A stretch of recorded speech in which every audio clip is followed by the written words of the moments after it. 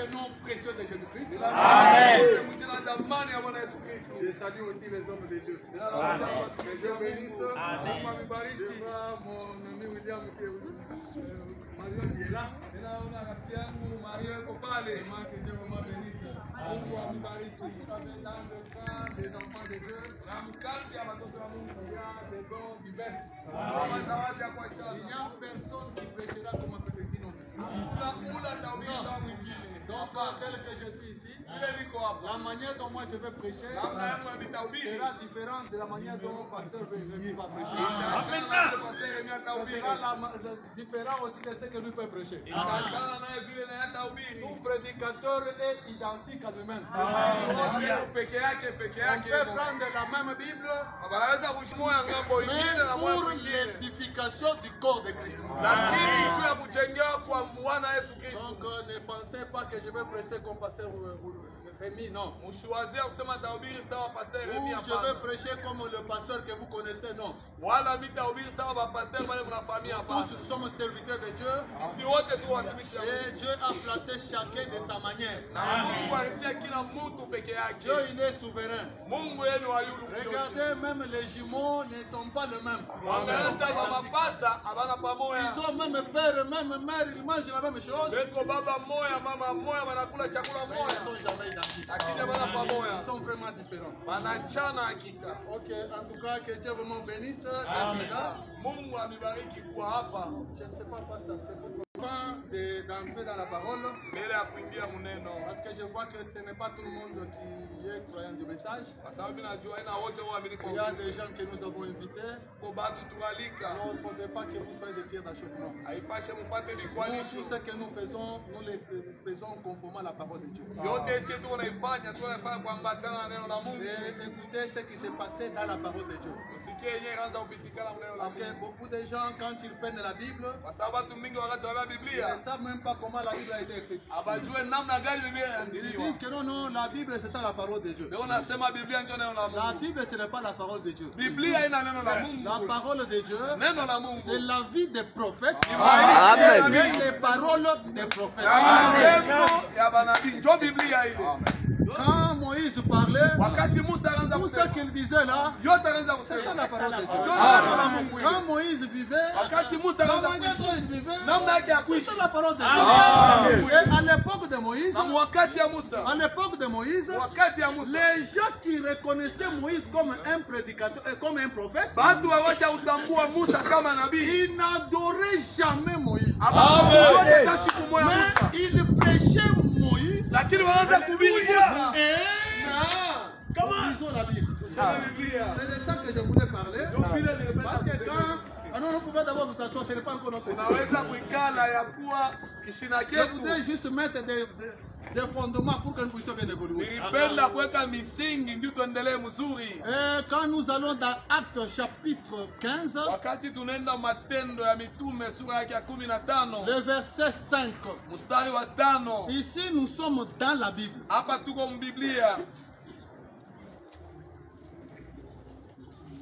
La Bible dit ceci. Ah non, c'est le verset 21. La Bible dit ceci. Car depuis bien des générations, Moïse a dans chaque ville les gens qui le prêchaient. Puisqu'on les lit tous les jours de sabbat dans les synagogues. Nous sommes dans la Bible. Dans la Bible, on prêchait Moïse. Ce n'est pas qu'on adorait Moïse. Nous sommes dans la Bible. Comment on prêchait Moïse? On disait, écoutez ce que Moïse a dit. On disait ce que Moïse a dit. Écoutez ce que Moïse a dit.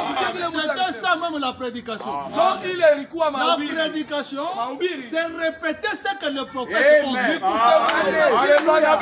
dit. Si tu commences à parler des choses qui viennent de ta tête, tu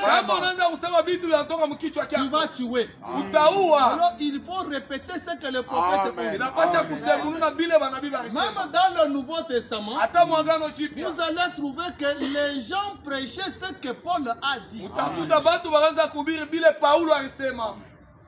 Quand Paul a prêché, il y a des gens qui ont cru ce que Paul avait prêché. Ils ont commencé des églises. À Éphèse, on a commencé une église. À Rome, on a commencé une église. À Colosse, on a commencé une église. Et tous ces gens-là, ils croyaient ce que frère Paul avait dit. Maintenant, quand frère Paul est parti, l'église est restée, il y a eu de confusion. Pasteur se lève, il dit quelque chose. Le diable se lève, il dit autre chose. L'autre se lève, il dit autre chose. Alors les gens se sont dit non, non. Tout ce que vous dites ici, c'est faux. C'est faux.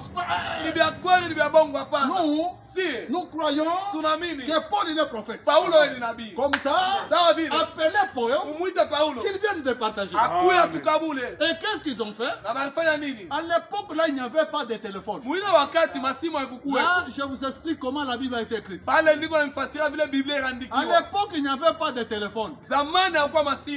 Alors, qu'un fait? On prend un messager, on l'envoie. Va chercher Paul. Ils étaient peut-être à Éphèse. On dit non, va chercher Paul. Paul, il est à Corinthe. Et le messager part vite. Il arrive à Corinthe. Papa Paul, dans notre église d'Éphèse, il y a des problèmes. C'est quoi? Il y a ça, il y a ça, il y a ça. Paul dit, moi je suis en train de monter. Il n'y a pas moyen que je rentre. Je dois aller peut-être à Philippe. C'est les Philippiens. Alors il n'y a pas moyen de rentrer. Tu n'as pas un papier? Non, donne le papier. Et on prend le papier, on donne à Paul. Paul prend le bic. Il commence à écrire. Épître aux saints qui sont à Éphèse. Moi, Paul, je dis ceci. Je ne veux pas de ceci. Je ne veux pas de ceci. Je ne veux pas de ceci. Il prend la lettre, il donne le message. Allez, va dans l'église. Il vient vite, il entre dans l'église. Et quand il entre dans l'église, donc quand il arrive d'abord à l'église, les gens le regardent. Mais où est Paul? Où est Paul? Non, l'homme serait comment? Non, il a écrit. Oui, entrez dans l'église. Même les gens qui étaient sur la route, entrez dans l'église. C'est comme ça que vous êtes entrés. Entrez dans l'église. Entrez d'abord. Bon, qu'est-ce que Paul a dit? Le pasteur, comme moi, je passe. Je commence à vous lire ce que Paul a dit. Paul dit. C'était ça la prédication. Paul dit. La femme. Tu ne dois pas prêcher. Même la femme qui disait je dois prêcher là. Elle dit Amen. Et depuis ce jour-là, elle abandonne, elle ne peut plus prêcher. Quand on va lui poser la question, pourquoi tu as abandonné? Frère Paul a dit. Nous le croyons du message. Quand nous posons quelque chose, non, frère Banama. Frère Banama. Alors, nous sommes les adorateurs du Seigneur Jésus-Christ. Il est le Dieu tout-puissant. Jésus-Christ est incomparable. Nous ne pouvons même pas comparer Jésus à Branham. Jésus, il est créateur. Branham, c'est une créature. Le grand médecin, c'est Jésus. Celui qui va te sauver, c'est Jésus. Celui qui va te délivrer, c'est Jésus. Celui qui doit te bénir, c'est Jésus. Celui que nous prêchons, c'est Jésus. Donc je pense qu'on est bien compris. Amen. Alors quand je peux peut-être dire frère Branham a dit, il ne faut pas dire non, il prêche Branham. J'adore Branham, non. Même dans la Bible ici, toute la Bible, Biblia yote. Ce sont les écrits des prophètes. Ni maandiko ya manabii. Comme je vous disais là, quand Paul a écrit comme ça, ils sont partis avec la lettre chez Éphèse. Et ceux de Corinthe ont eu aussi des problèmes. Ils ont envoyé un messager. On a écrit, on a envoyé. Et quand Paul et tous ces gens-là sont partis, les chrétiens sont allés chercher tous les écrits là de Paul. Ici, c'était exposé des âges. Là-bas, c'est cet âge de l'église. On a réuni les tout. On a mis dans un livre. C'est devenu la Bible. C'est ça la Bible que tu as. Alors, il ne faut pas commencer à prendre. Ça, c'est Dieu. Ça, c'est Dieu. Ça, la Bible là, ce sont les écrits des prophètes. Donc la vie des prophètes et les paroles des prophètes. Et on n'adorait pas ces prophètes. On peut maintenant se tenir debout.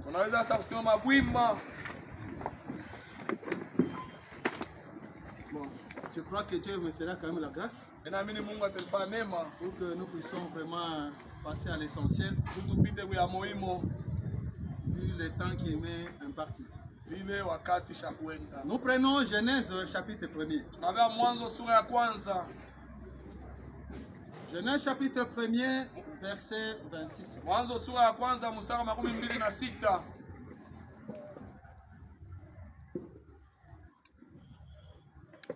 Oui, je dis. Faisons l'homme à notre image, selon notre ressemblance, et qu'il domine sur le poisson de la mer, sur les oiseaux du ciel, sur les bétails, et sur tous les reptiles qui rampent sur la terre. Dieu créa l'homme à son image. Il le créa à l'image de Dieu. Il créa l'homme et la femme. Genèse chapitre 2, verset 7.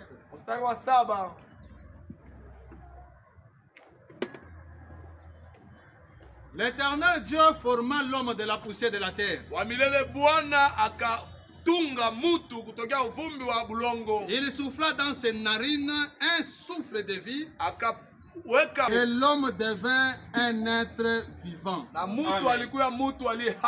Que Dieu bénisse sa parole.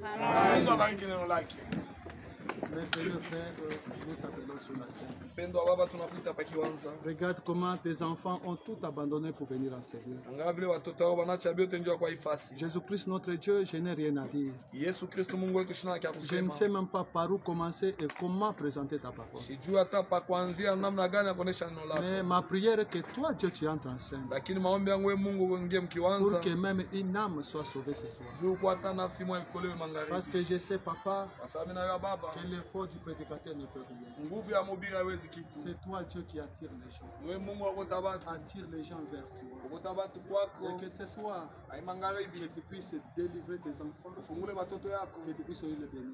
Au nom de Jésus-Christ, nous le recommandons ici à toi. Amen.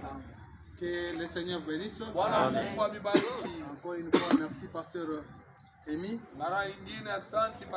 pour la confiance qu'il m'a accordée. Merci aussi aux hommes de Dieu qui ont accepté de venir. Merci aussi à chacun de vous qui êtes venus. Et nous voulons parler d'un sujet qu'on a intitulé D'où proviennent les malédictions et les blocages. Tuna kisina hapa yenye iritiwa kule kunatoka malaana na mabishomamisho ni wapi? Beaucoup de gens vivent dans ce monde. Ils ne comprennent pas les malédictions viennent d'où. Ils ne comprennent pas les blocages viennent d'où. Et si tu ne connais même pas les blocages et les malédictions viennent d'où, comment tu vas trouver la solution? Ça sera difficile de trouver la solution. Il faut commencer à chercher toujours des sorciers. Oh non, c'est elle qui m'a ensorcelé. C'est elle qui a fait ceci. Or, un chrétien ne peut pas l'ensorceler. Un chrétien, il est au-dessus de la sorcellerie. La sorcellerie est en bas. Amen. La magie est en bas. Mais comment expliquer qu'un sorcier t'a mis dans, t'a bloqué ou bien a bloqué ses activités? Alors en tant que chrétien, nous devons ôter ce langage-là de nos bouches. Et savoir que nous, quand Dieu nous a créés, il nous a créés comme des dieux sur la terre. Nous venons de lire dans Genèse chapitre 1er, la Bible qui nous dit que Dieu créa l'homme à son image. Et on entre dans Genèse chapitre 2, la Bible dit Dieu forma l'homme avec la poussière de la terre. Certains peuvent poser maintenant des questions. Mais l'homme a été créé ou bien l'homme a été formé? L'homme qui est à l'image de Dieu a été créé par Dieu et à l'image de Dieu. Cet homme-là était noir et était blanc. Des fois, vous n'avez jamais pensé à ça. Cet homme-là, il était blanc, il était noir, il était comment? Cet homme-là était créé à l'image de Dieu. Cet homme-là, c'était un homme esprit. Et Dieu a pris maintenant la poussière de la terre. Il a formé un corps. Il a formé comme une statue. Il a pris l'homme créé à son image. Il l'a placé dans ce corps. Donc l'homme tel que tu es là, à l'intérieur il y a un autre homme. Et le vrai homme est en toi. Celui qui est dehors ici, c'est l'homme de la poussière. Celui qui est dehors ici, il ne vient pas de Dieu. Je peux vous poser des questions ici. Quand je regarde, je ne vois même pas de blancs ici. Pourquoi les blancs ne sont pas ici? Mais pourquoi toi tu n'es pas devenu blanc? Tu n'es pas devenu blanc parce que ton papa n'était pas blanc. Donc ce corps ici, c'est un corps qui vient de papa, qui vient de maman. Ça ne vient pas de Dieu. Ça vient de papa, ça vient de maman. Si mes parents étaient blancs, je serais blanc. L'homme qui est à l'intérieur, il vient de Dieu. Il n'est pas blanc, il n'est pas noir. Même toi, l'homme qui est en toi là, n'est pas Moulouba, n'est pas Kassai, n'est pas ceci, n'est pas cela. Cet homme qui est en toi là, il vient de Dieu et c'est un Dieu. Amen. Et Dieu a préféré prendre cet homme là, le placer dans un corps qui vient de papa. Donc là, on est en train de se comprendre. Nous sommes en train d'avancer. Et comme nous parlons des origines des malédictions et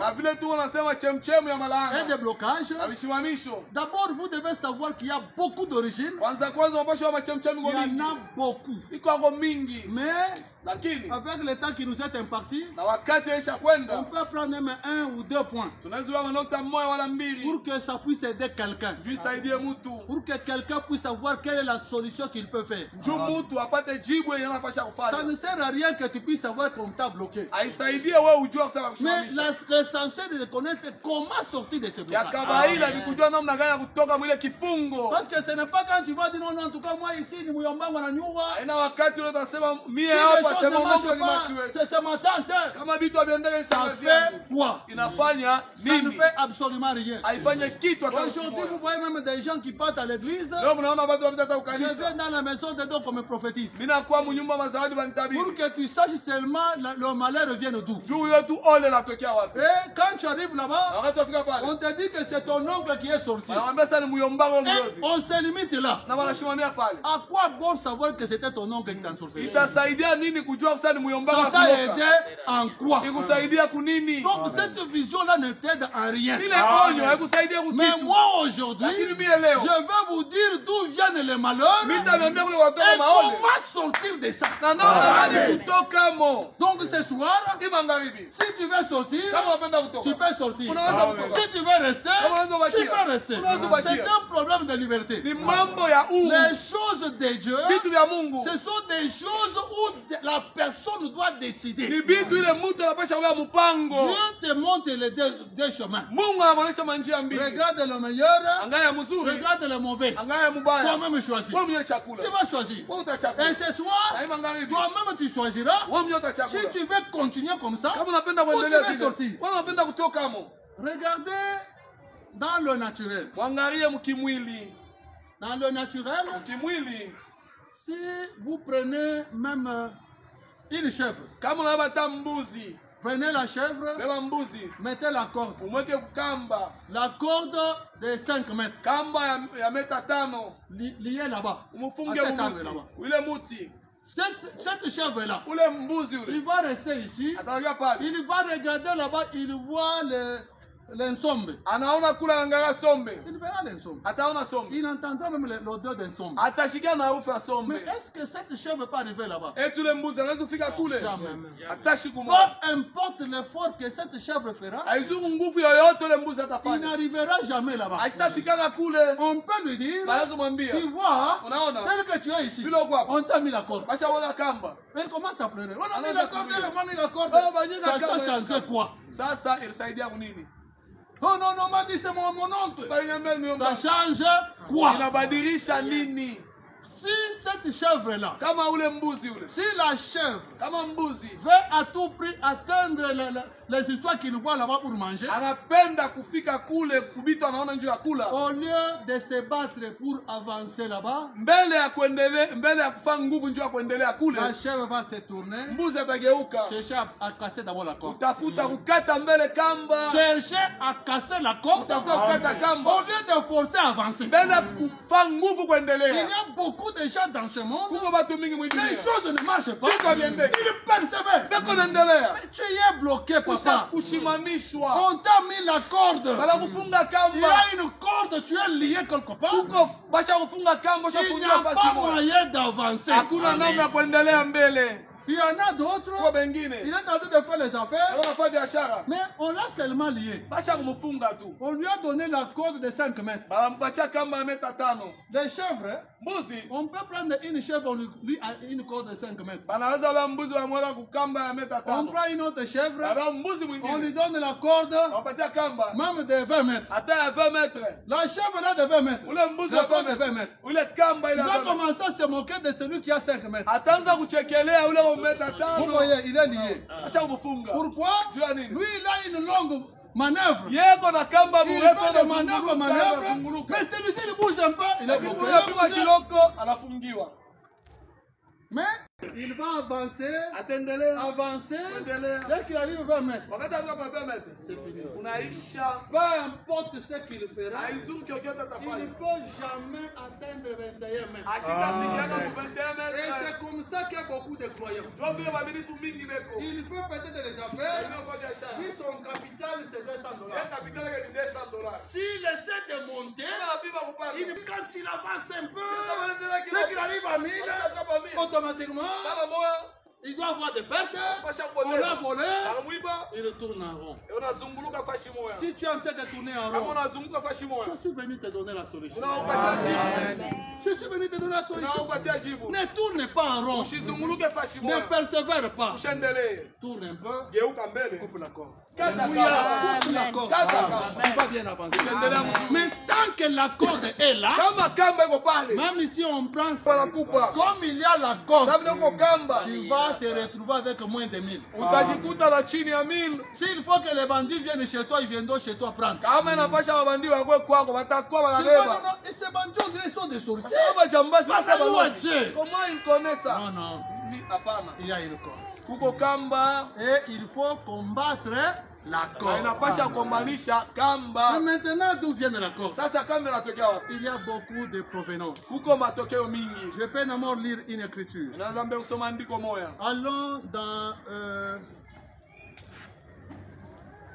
Allons dans Deutéronome. Prenons Exode plutôt. Exode chapitre 20.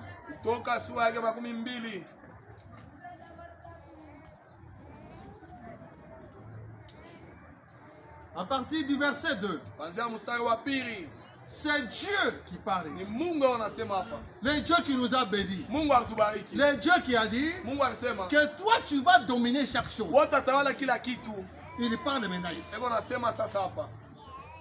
Je suis l'Éternel ton Dieu qui t'a fait sortir du pays d'Égypte, de la maison de servitude. Tu n'auras pas d'autre Dieu devant ma face. Tu ne te prosterneras point, tu ne te feras point d'image taillée, ni de représentation quelconque des choses qui sont en haut dans les cieux, qui sont en bas sur la terre, et qui sont dans les eaux plus bas que la terre.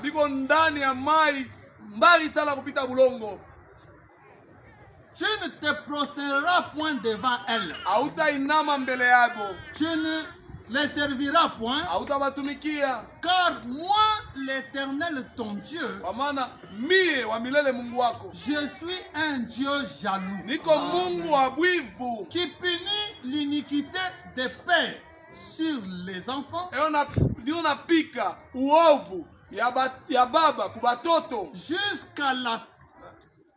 jusqu'à la troisième et à la quatrième génération de ceux qui me haïssent, et qui fait miséricorde jusqu'à 1000 générations à ceux qui m'aiment et qui gardent mes commandements. Amen. Amen. Amen. Amen. C'est Dieu qui parle ici. Dieu a promis. Il a dit qu'il est un Dieu jaloux. Quand papa fait quelque chose, au lieu de taper seulement papa, il va taper l'enfant. Il va taper papa, il tape l'enfant, il tape le petit-fils, jusqu'à la troisième, et jusqu'à la quatrième génération. Donc les innocents, on est tenté de les taper. Pourquoi? Papa avait fait. Et c'est comme ça que beaucoup de gens ont des problèmes aujourd'hui. Papa avait fait, Dieu l'avait tapé, selon ses écritures, et Dieu tape son fils, il tape le fils du fils, les fils on tape jusqu'à la troisième et à la quatrième génération. Une génération représente 40 ans. On est d'accord? Génération, une génération c'est 40 ans. Je peux faire un big. Une génération c'est 40 ans. C'est pourquoi j'avais besoin du tableau pour écrire.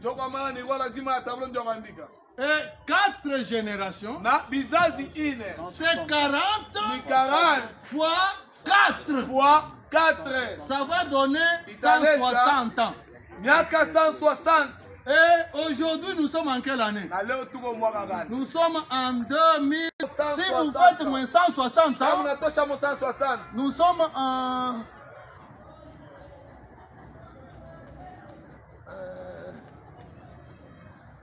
1824. Tout comme 1824. Mes soeurs, mes frères, vous me suivez? Vous me suivez? Donc, ton oncle et ton grand-père de 1824, les péchés qu'il avait commis en 1824, depuis 1824, Dieu, pas le diable, Dieu est en train de fouetter jusqu'à toi. Donc, Tu te retrouves avec le fouet qui vient de trop loin. C'est pourquoi aujourd'hui, quand vous regardez dans nos familles africaines, il y a toujours trop de problèmes. Il y a certaines personnes, ils disent que nos bazungu sont bien. C'est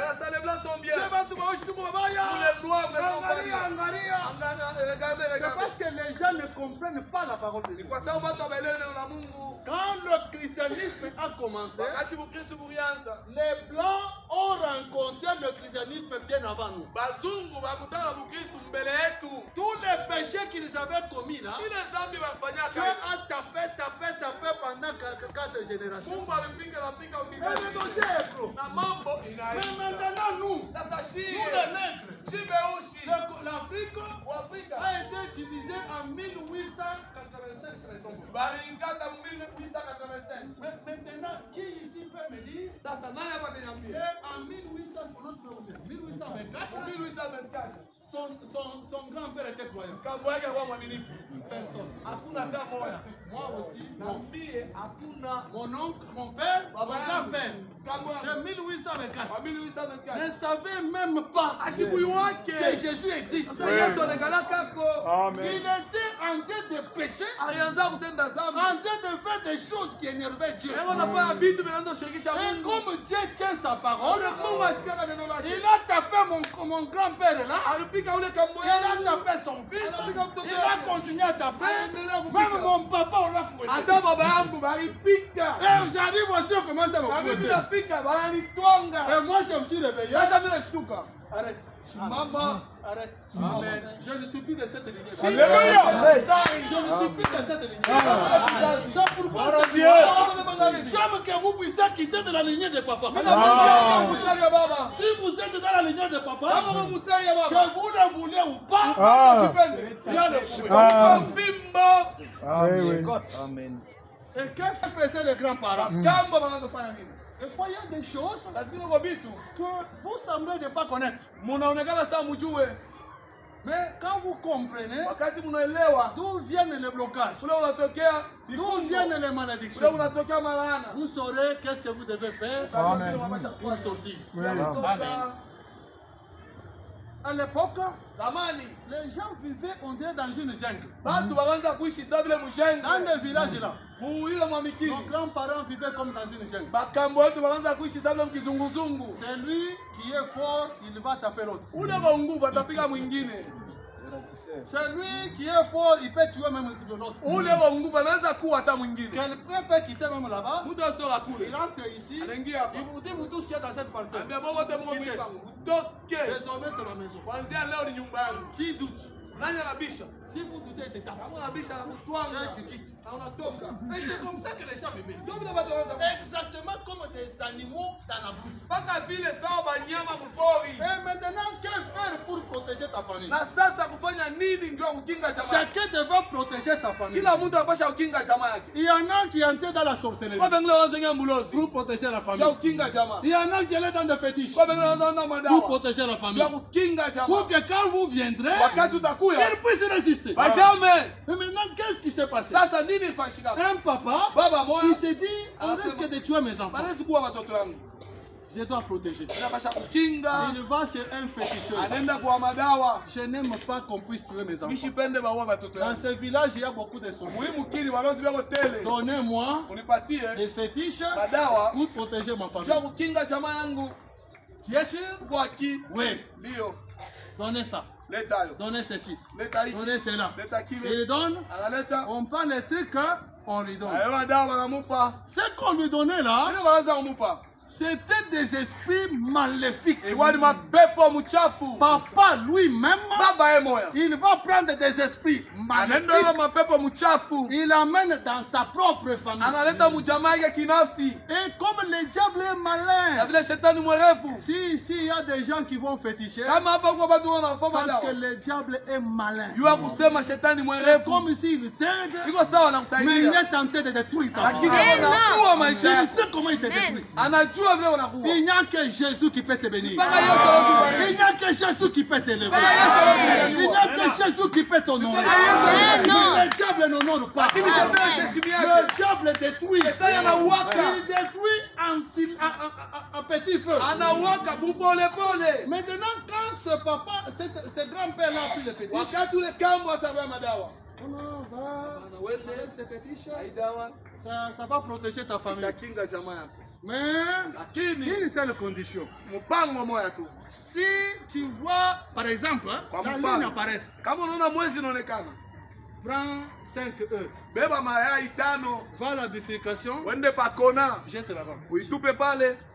Papa trouve comme si c'était une condition trop simple. Regarde comment nous souffrons jusqu'aujourd'hui. Papa maintenant, seulement ça. Seulement ça. Ok, il n'y a pas de problème. Papa arrive, il met dans sa maison. Ce sont des anges de ténèbres qu'il a amenés dans la famille. Ces anges-là commencent à rouler dans la famille. Quand un sorcier vient pour attaquer son fils, cet ange vient le protéger. Et dès que la lune apparaît, papa prend 5 œufs, il rentre. Maintenant, ces esprits maléfiques là, ils voient aussi la lune, ils partent à un endroit, ils prennent des œufs. Ça bien continuer. Jusqu'à ce que papa va mourir. Mais quand papa meurt, vous savez, les hommes meurent, mais les esprits ne meurent pas.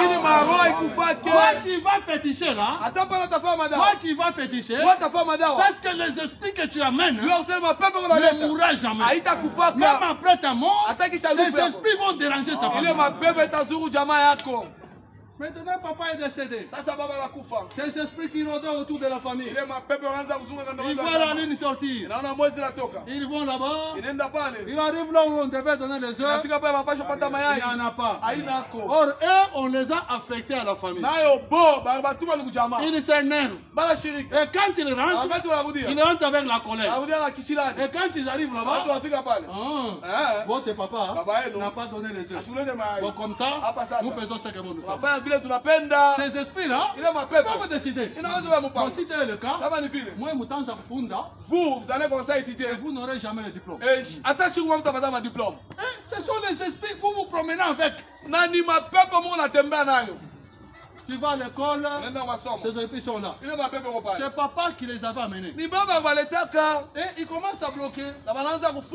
C'est pourquoi quand vous regardez toutes nos familles, vous verrez chaque famille a une certaine spécialité. Tu vas trouver cette famille, ils sont dérangés par peut-être le problème de célibat. Dans cette famille-là, et les jolies filles qui sont là ne trouvent jamais de mariage.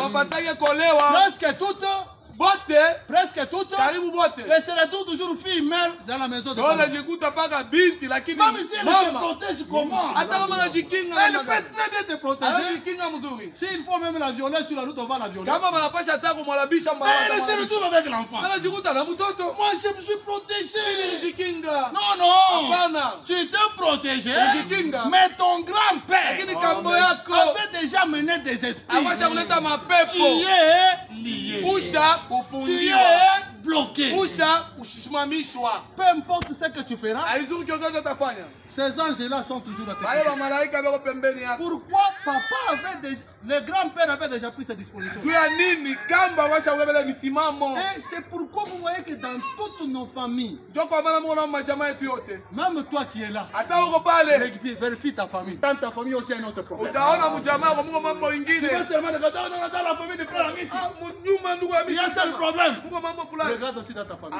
Il y a un esprit qui vous dérange. Dans telle famille, il y a un esprit qui dérange. Dans telle famille, il y a un esprit qui dérange. Peu importe ce que vous faites, ce sont des esprits qui dérangent cette famille. Des fois, beaucoup de gens n'ont jamais compris. Vous vous retrouvez une fille binti moya. Ou bien une femme. Wala mama moya. Oh non, moi je suis Kassaïenne. Mie ni wa Kasai. Elle va là au mariage. Anenda mundoa. Si elle ose seulement sortir avec un homme d'ailleurs. Anapima tu kutoka na mtu wa nje.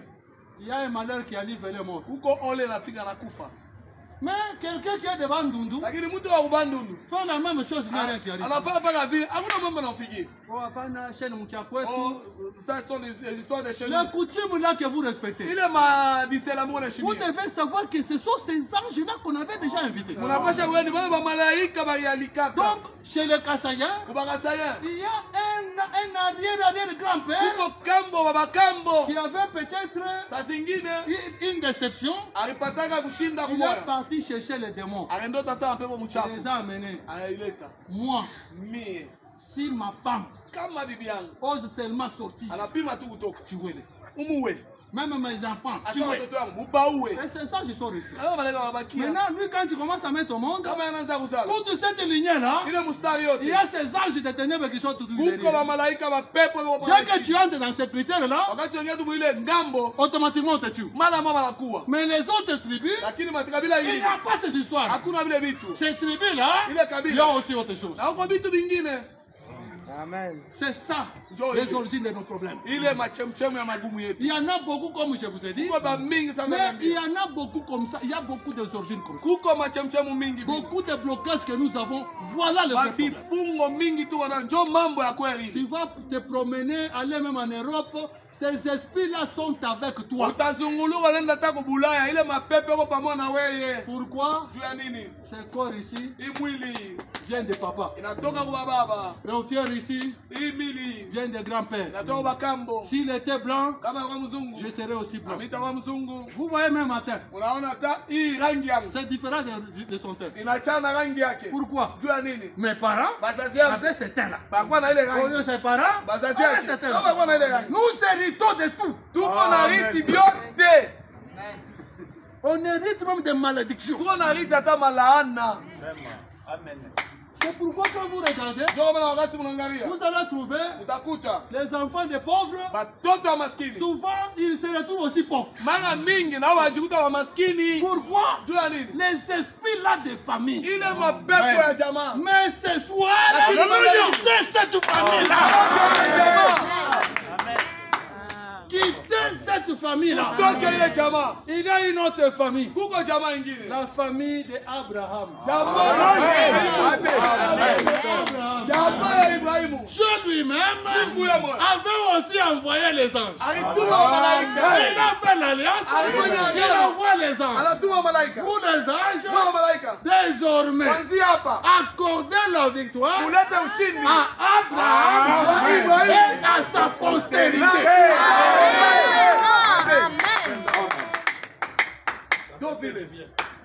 Il y a des bénédictions attachées à Abraham et attachées à la lignée d'Abraham.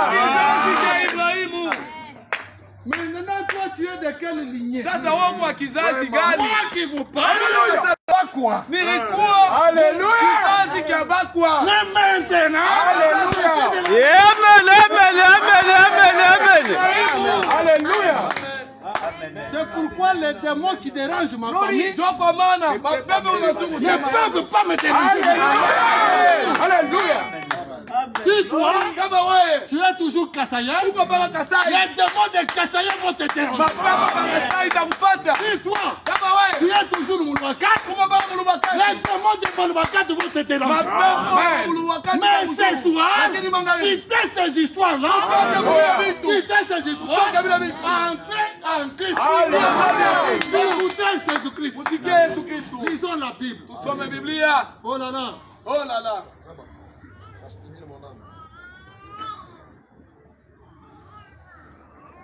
Allons dans le Nouveau Testament.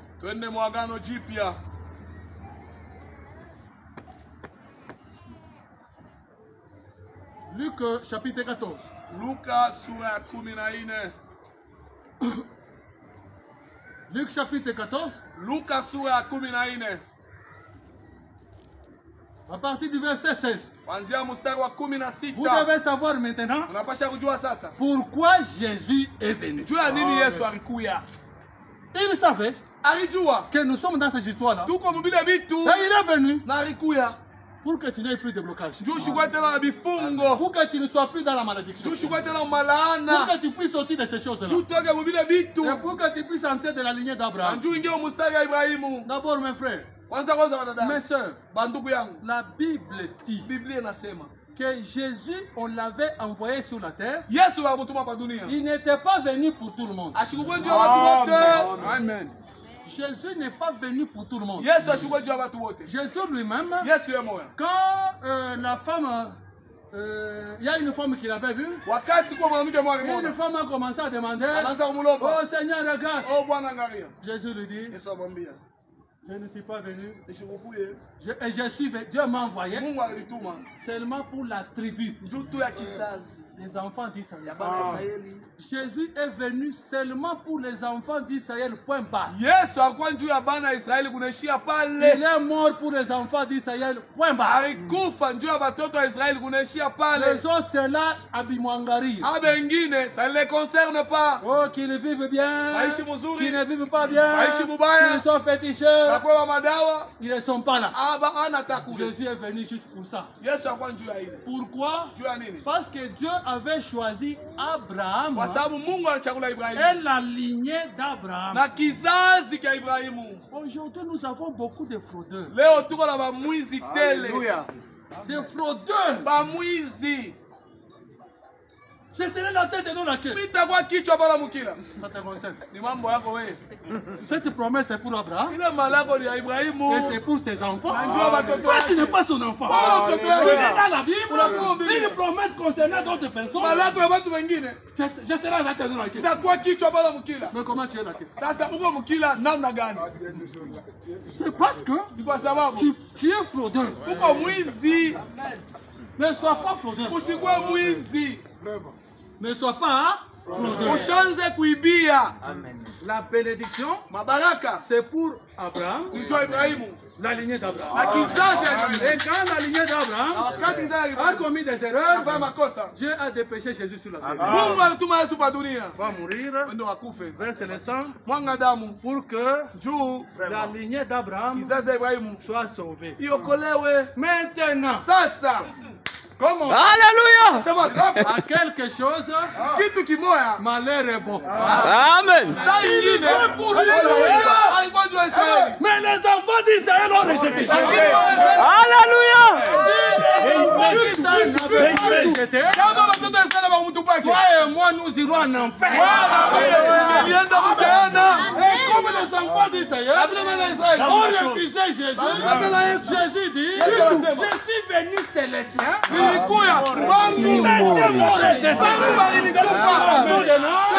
Allez dans les rues.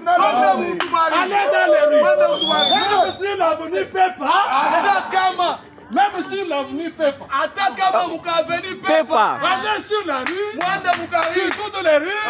Même si l'avenue ne peut pas. Amène les gens.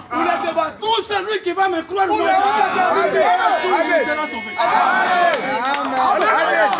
Maintenant, pour être de la lignée d'Abraham, c'est soit tu es sorti de cette lignée-là, des enfants d'Israël, soit tu es parmi ceux qu'on a appelés sur la ligne papa. Maintenant, toi, tu es de quel côté?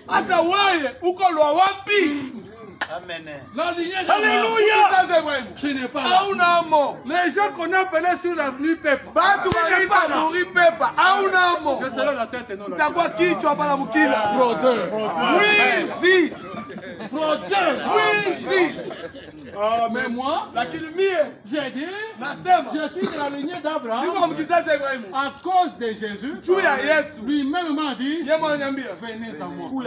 Et même ce soir, je suis venu pour que vous veniez vers Jésus, que vous puissiez abandonner votre vie, que vous puissiez abandonner ces choses-là, que vous puissiez être connecté à la lignée des bénédictions. Que tu es ligné à la lignée des bénédictions. La Bible dit, j'ordonnerai à la bénédiction de tes fils. ikufate. Si tu es de cette lignée-là, kama kwa mwile mustari, olinga. Ende usipende. Je lui même dire la bénédiction. Mungu anatambia baraka. Suivez-moi ces garçons. Fata huyu kijana huyu. Et même moi, na mie, Dieu, Mungu, va déjà dire la bénédiction. Anambia baraka. Suivez ces garçons. Fata huyu kijana huyu. Je viens ici. Mimi nakuya huko. La bénédiction monsieur. Baraka ni fata. Je vais là-bas. La bénédiction monsieur. Je vais ici. La bénédiction monsieur. La lignée de mes agios. Kizazi ya makambo yangu. C'est la malédiction qui me suit. C'est le blocage qui me suit. Même si je vais au village. Les choses ne marchent pas. Nous, c'est comme ça on a toujours été. Dans notre famille. Tous. Tu n'as pas de maladie à sucre. À tout moment, tu n'as pas de diabète. Maladie à sucre. Diabète. Tu as hérité ça? Oui. De la lignée de tes aïeux. Mais ce soir, il peut refuser. Amen. Tu es libre. Tu es libre de refuser. Je ne suis plus de cette lignée. Jésus, je veux être de ta lignée. Qu'est-ce qu'il faut? Qu'est-ce qu'il faut, Seigneur? J'ai besoin de ta lignée. Et Jésus, il a dit, je ne rejetterai pas personne qui viendra vers moi. Ce soir, toute personne qui viendra vers Jésus, Jésus ne va pas le rejeter. Peu importe ce que tu es. Même si tu as tué, si tu vas vers Jésus, la Bible dit, c'est Jésus lui-même qui parlait. La Bible dit, venez et plaidons. Plaidons. Qu'est-ce qu'il y a? Oh Seigneur, moi j'avais tué. Seigneur, moi j'étais sorcier. Merci. Kuya. Baka vile huko kuya. Tu es là. Même si tu as une femme avec des pantalons. Hata kama una mwanamke amevaa pantalon. Si tu as une femme avec des pantalons. Kama una pantalon. Kuya. Tel que tu es viens. Baka vile huko kuya. Oh mon Seigneur, moi ici. Regarde ce que j'ai fait. Mais tel que tu es viens. Baka vile huko kuya. Tu t'es beaucoup pour mener sa solution. Ulifanya nguvu yako yote sana bila d'amener la solution. Bila kwa kuletea jibu. Jésus, Yesu anasema. Vous, wewe, qui êtes chargé. Mwenye kuwa na mizigo, na kuchoka, uwe kwangu. Mais toi, quand tu es chargé, tu es fatigué, tu vas chez l'oncle. Ça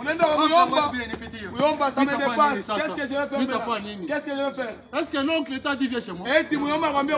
L'oncle n'a pas dit ça. C'est lui qui t'a dit viens vers moi. Tu ne vas pas. C'est lui qui ne veut pas. Tu y vas. Voilà. Jésus lui dit viens. Avec tes fardeaux.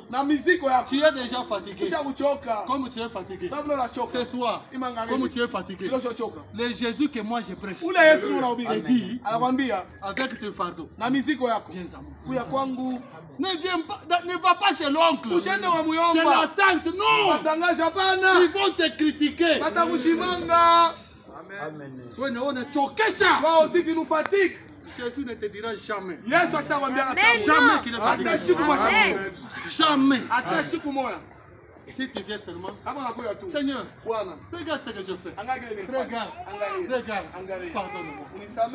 Ça va rester pardonné. Qu'est-ce que tu veux? Et il trouve la solution. Lisons d'abord l'écriture que j'avais prise. Acte chapitre Luc chapitre 14. Verset 16. Écoutez la Bible. Et Jésus répondit.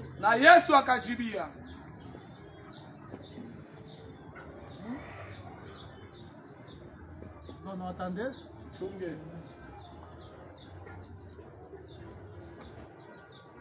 Je cherche un peu l'écriture. La Bible dit ceci.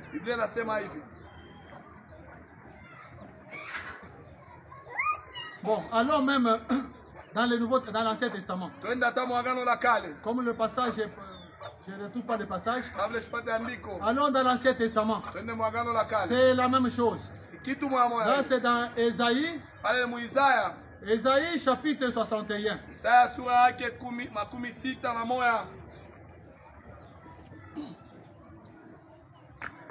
Esaïe chapitre 61. Isaya makumi sita na moya. L'Esprit du Seigneur l'Éternel est sur moi. Car l'Éternel m'a oint.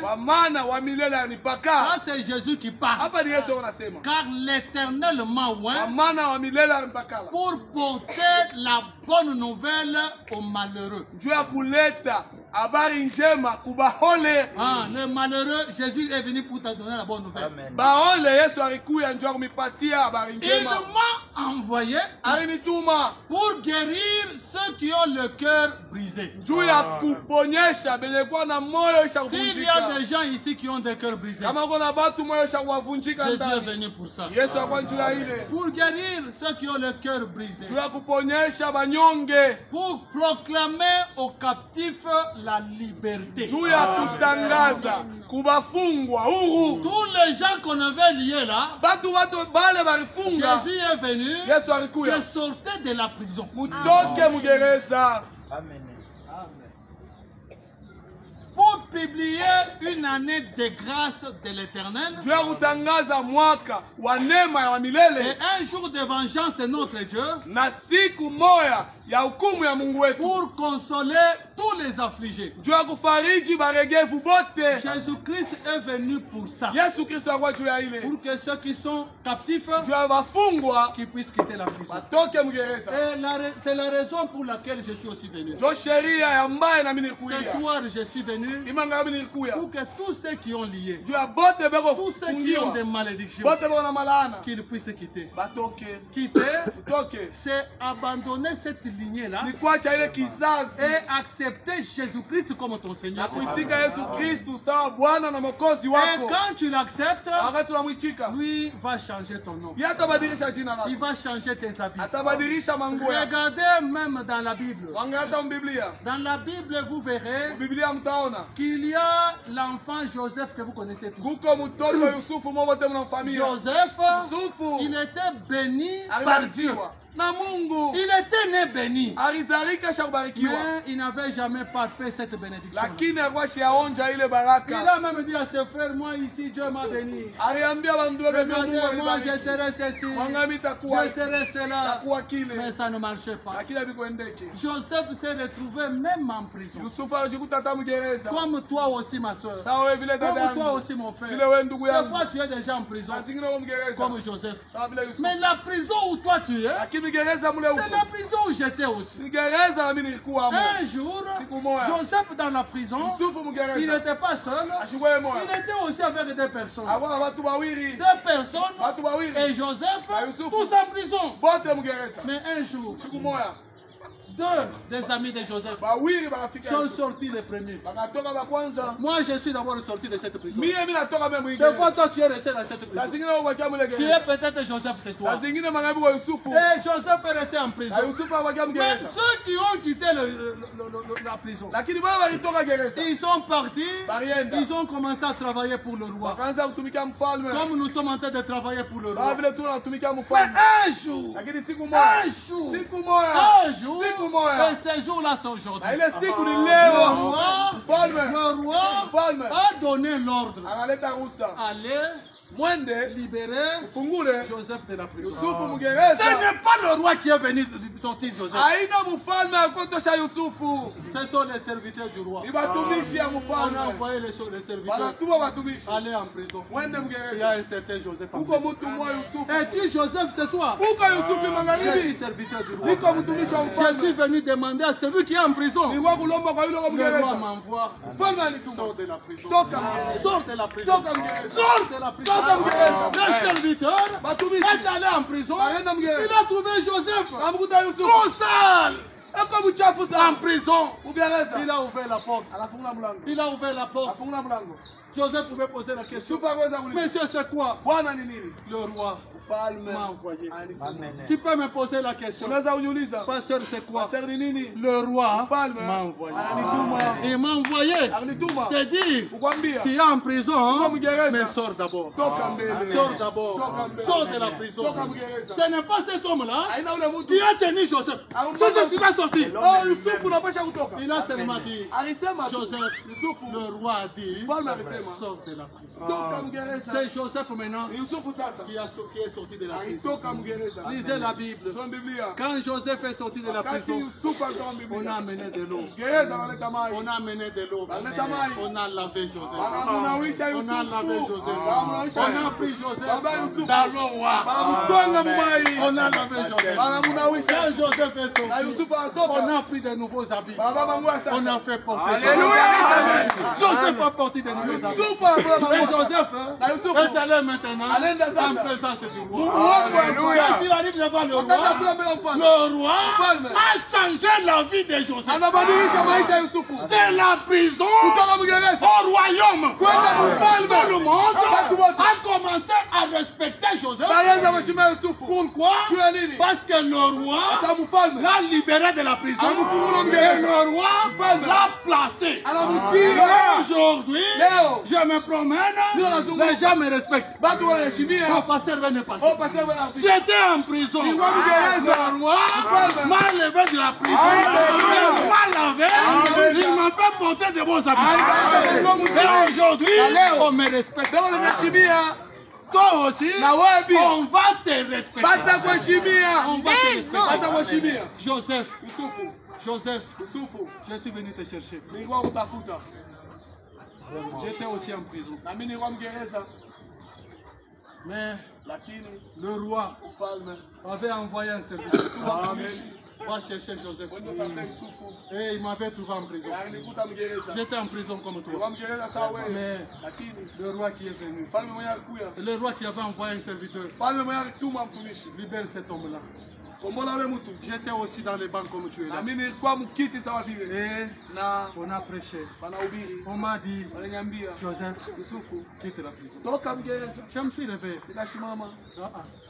Je suis fatigué. Mimi nachoka. Ça fait longtemps. Kuna siku mingi. Ça fait longtemps. Kuna siku mingi. J'ai cherché à émerger, ça ne marche pas. Nilipenda kuendelea Ça biendeke. fait longtemps. Kwa siku mingi. J'ai cherché à être propre, ça ne marche Nitakuwa pas. safi ya biendeke. Mais Lakini comme c'est le roi, sawa vile ni mfalme. je dois sortir. Napasha kutoka. Je ne sais pas d'où je vais. Nisijue kule niko Mais nenda. je quitte d'abord. Lakini nitoke Je mbele. suis fatigué de cette Mimi prison. nachoka Et mwingereza. je quitte d'abord. Nitoke mbele. Et je suis sorti. Na mimi natoka. Et quand je suis sorti de la prison, Na wakati toka mgereza. on m'a lavé. Walinibawisha. On m'a fait porter de beaux habits. Walinibawisha manguo Je mzuri. suis allé vers le roi. Nikaenda kwa mfalme. Et le roi Na mfalme m'a placé. Et alinitia. aujourd'hui, Leo. il me place comme un pasteur, Alitia kama pastori. comme un prédicateur. Kama vile mhubiri. Et pourtant, Nayo. j'étais dans le monde. Nilikuwa mdunia. J'étais sur l'avenue Pépa. Nilikuwa munjia En train pepa. de vivre comme tout le Nilikuwa monde. naishi sawa watu En wote. train de se comporter comme tout le Nilikuwa monde. na tabia sawa En watu train de wote. s'habiller comme tout le Nilikuwa monde. nafanya sawa watu wote. J'avais les deux pieds dans le monde. Nilikuwa na miguu yote. Et j'étais en train de mourir Nilianza kufa. tout en pensant que je fais la vie. Kuanzia sasa unafanya maisha. Regardez la perversion de Dieu. Angalie kugeuza kwa La shetani. perversion du diable. Kugeuza kwa shetani. Le diable était tenté de t'amener à la mort, Shetani anazopeleka kulufu. mais il te dit que c'est ça la vie. Lakini anakuambia ndio uzima. Vous descendez même sur la route ici, Unashuka munjia hapa. vous trouvez des gens sur la terrasse, Unakuta watu baba. des papas Bababa. avec des petites culottes comme ça, Watu bakatula watu en fupi. cinglé, Eko avec musembe. la bière en train de boire. Na pombe na kunywa. Oh, c'est ça la vie. Oh, ndio maisha. Oh, c'est la mort. Oh, Ce qu'il fait là, Kile bora fanya. c'est la mort. Nilufu. Voici la vie. Muone uzima. Ça, c'est la vie. uzima. Ça, Hii. c'est la vie. Que le Seigneur vous bénisse. Bwana.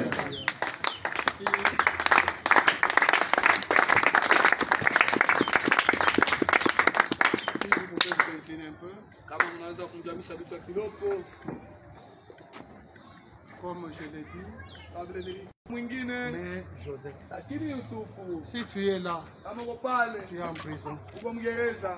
Je suis là pour que tu puisses sortir. Niko hapa njoo utoke. Le roi m'a envoyé ici Mfalme alituma hapa. pour que tu quittes la prison. Utoke Mgereza. Tu as déjà lutté pendant beaucoup de temps, Ushakombana mashiku mingi. ça n'a pas tenu. Abibambike. Voici ton jour. Siku yako yo hii. Ton jour, tu dois quitter la prison. Siku yako yo unapaswa kutoka Ne Mgereza. reste pas en prison. Ushibakia Mgereza. Si tu es là, Kama uko pale. tu veux réellement Unapenda hakika. abandonner le monde Wacha dunia. et suivre le Seigneur Na Jésus-Christ, kufuata Bwana Yesu Kristo. lève seulement la main. Namusha tu mkono. Lève la main. Namusha mkono. Que Dieu bénisse ma soeur. Mungu awabariki dada. Est-ce qu'il y a quelqu'un d'autre? Yesu kwa mtu Que mwingine. Dieu bénisse ma Mungu soeur. awabariki dada. Est-ce qu'il y a quelqu'un d'autre? Yesu kwa mtu Oui, mwingine. nous avons déjà des sœurs ici. Tuko na Oui, nous badada avons pale un frère pale. là-bas. Tuko na Nous ndugu avons pale. l'autre frère là-bas. Mwingine Que pale. Dieu vraiment bénisse. Est-ce qu'il y a quelqu'un d'autre? Yesu Oui, il y a notre maman là derrière. Je vous bénisse. Est-ce qu'il y a quelqu'un d'autre? N'aie pas honte. N'aie pas honte. Quitte la prison. Quitte la prison. On va te laver. On va te laver. Tu seras propre. Et on va te respecter. Est-ce que tu es là? Est-ce que tu es là? Lève la main, mon frère.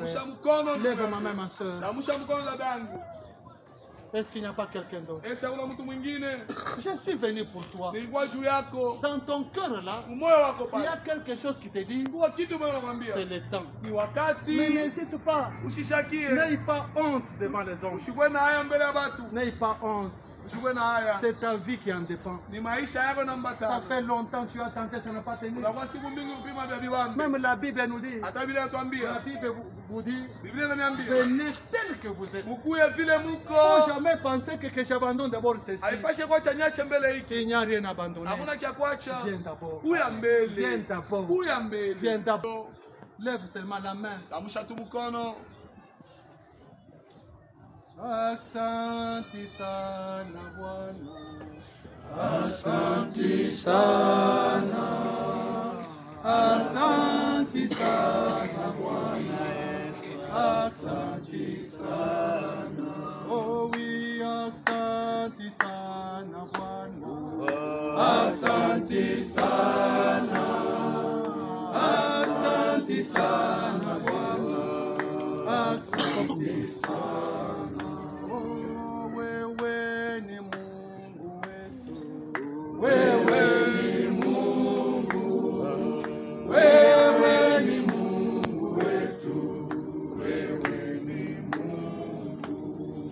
C'est toi que nous attendons. C'est toi la dernière personne. Lève la main. Le maître m'a envoyé pour toi. Le roi m'a envoyé pour toi. Lève la main. Lève la main. Que nous puissions aller au saut des baptêmes. Mon frère, c'est toi que nous attendons.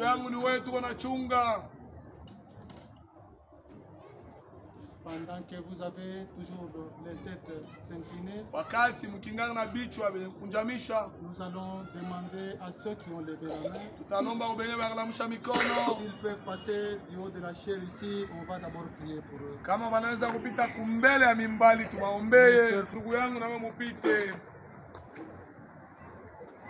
Même si tu n'as pas levé la main, si tu te sens poussé, tu peux toujours venir. Nous avons devant nous ici 4 sœurs. Nous avons un frère. Est-ce qu'il n'y a pas qui reste là-bas pourquoi? Tu restes là-bas pourquoi? J'étais aussi en prison comme toi. J'étais en prison comme toi. Aujourd'hui, on me retraite à cause de cette à cause de la prison que j'avais décidé de sortir. Oh ma soeur, que Dieu te bénisse. Est-ce qu'il n'y a pas quelqu'un d'autre? Ne reste pas en prison. Tu as gagné quoi? Tu gagnes quoi dans cette prison?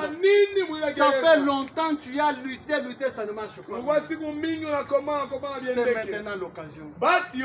C'est maintenant l'occasion de sortir de la prison, d'entrer dans la lignée des bénédictions. Dans cette lignée, il y a toujours des bénédictions. Il y a la réussite. Il y a la prospérité. Il y a tout. Et Jésus-Christ va ôter ta honte. Et il va t'élever. Est-ce qu'il y a quelqu'un d'autre? Notre Dieu et notre Maître. Regarde, il y a ton fils, il y a tes filles qui sont venus à cet hôtel. Seigneur, ils n'ont pas regardé ce que les gens peuvent dire ou ce qu'ils peuvent faire.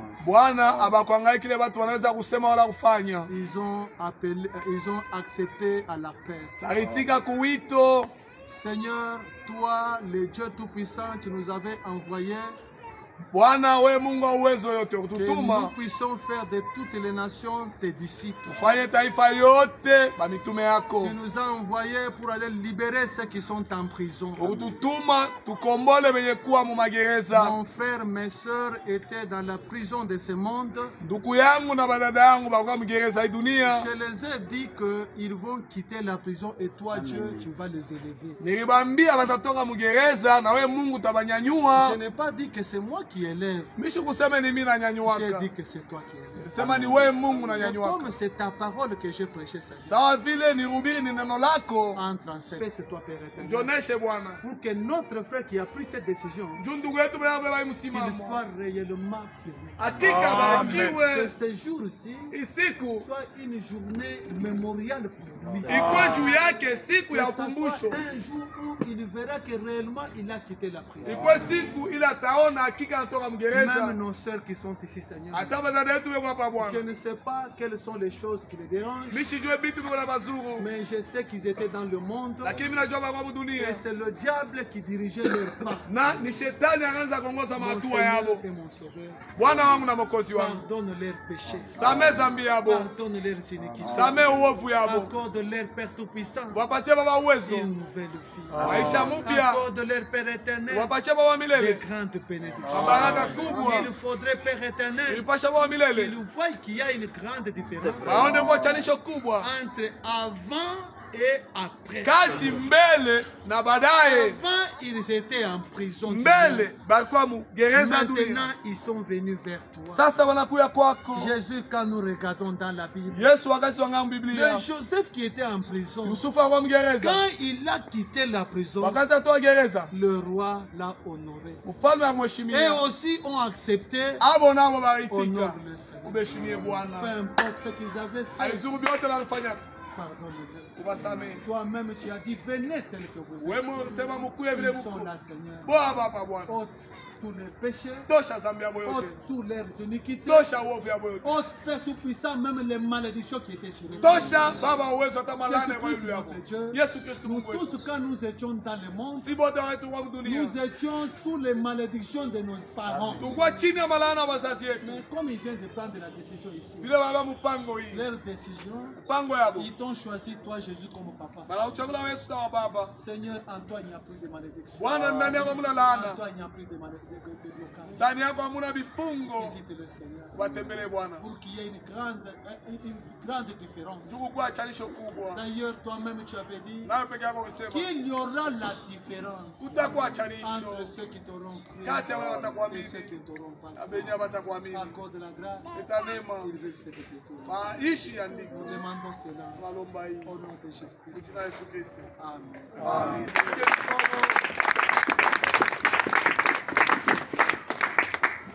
Ok, bon, nous allons demander à Pasteur Rémi de passer. Tunalomba Pastor Rémi apite. Je pense qu'il aura à prendre des dispositions avec les âmes qui ont pris la décision. Ninawazia atawewa misimamo na manafsi beba mpango. Même après qu'ils auront parlé pour voir comment on peut orienter des choses. Atakisha ibada batasema na kuongea kupatana kuna vile wataka. Pour le reste, que le Seigneur bénisse. Parce que je me rappelle dans cette barre.